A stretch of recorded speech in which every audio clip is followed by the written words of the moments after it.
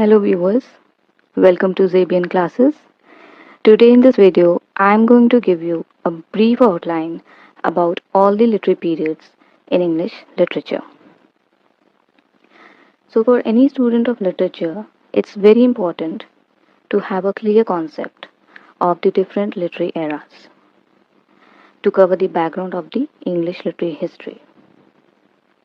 Because it not just becomes easy for you to understand the historical background, but it will also help you create a flowchart in your mind about the different trends of literature we see from period to period.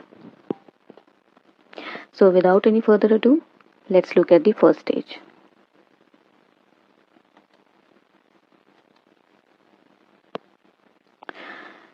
So, the first stage we have is the Anglo-Saxon period. Now, this period is also called the Old English period.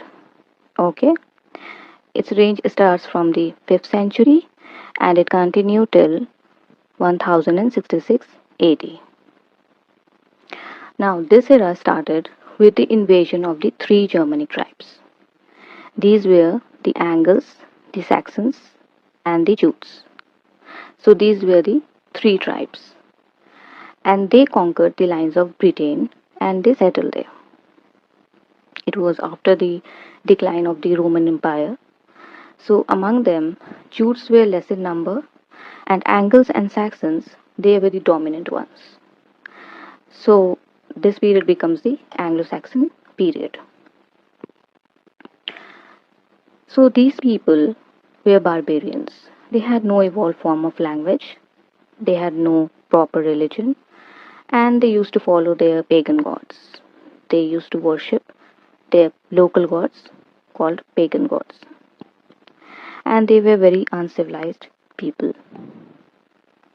So here's something I would like to mention, that it's very important for you to remember that the word England derives from the Old English term England, which means the land of the Angles.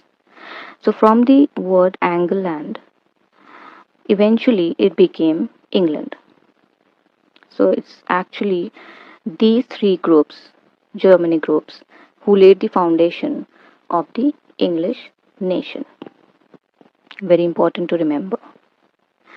So as I have already mentioned that this age is also called the Old English period. So what is this Old English? It's basically a combination of the language spoken by the old inhabitants, they were called Celts, and the languages spoken by the Germanic tribes. So when they merge together, we get the Old English language.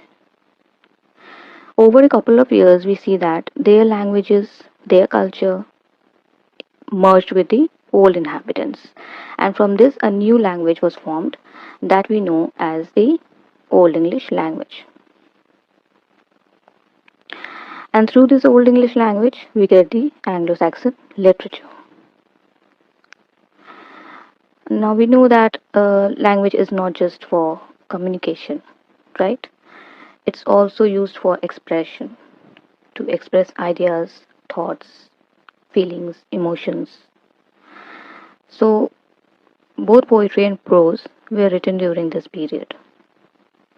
And the literature of this period is mostly oral, and it has come down to us in four manuscripts.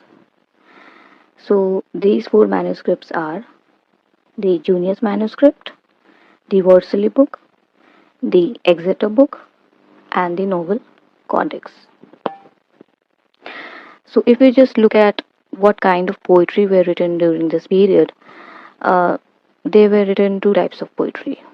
Okay, two types of poetry. One is heroic poetry, and the other one is religious poetry. What is heroic poetry? So, heroic poetry deals with the story of a local legendary hero and his adventures. That's heroic poetry.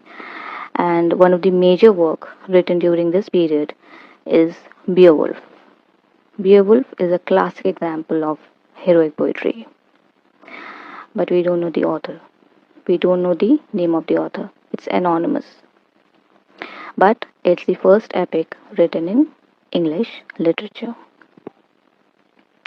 Now, the oldest writer we know in this Old English period is Kedman. Very important, and he's also considered as the father of Old English. And Kedman's hymns is one of the important works of this era.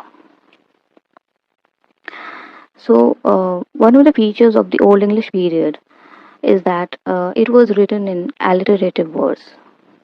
They use alliteration just to make the poetry more musical. Okay, so it uh, they use alliteration, and what is alliteration? The repetition of consonant sounds. At this time, rhyming has not been introduced, so it was alliterative. Um, it was also, illegible. The literature of this period is illegible. It's very difficult for the modern readers to read. So another writer we have of this era is Venerable Bede. He was a historian, and he has written a very famous work called Ecclesiastical History of the English People. It's basically a chronicle, and it's one of the famous work of this period. There were also other writers like Seinwolf, Elfric, so they were also writing during this period. So that's all for today. In the next video, I will talk about the next era, the Anglo-Norman period. So stay tuned. Thank you so much.